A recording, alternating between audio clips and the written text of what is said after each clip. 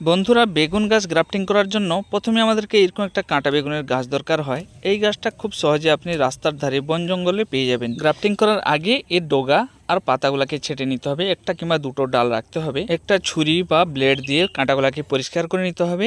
আর ডগার অংশটা এরকম একটু ভি কাটিং করে নিতে হবে। এবারে বেগুন গাছের ডালটাকে এর পাশে আনতে হবে। আর মাপ হিসাবে আপনাদেরকে বেগুন গাছের মাঝখান থেকে একটু চিরা লাগিয়ে নিতে হবে। হালকা কমসে কম 1.5 থেকে 2 ইঞ্চি এরকম চিরা লাগিয়ে নিতে হবে। যেই ব্লেড বা যে ছুরি আপনি ব্যবহার করবে সেটা যেন ভালো ধার থাকে, না হলে সাকসেস হবে না।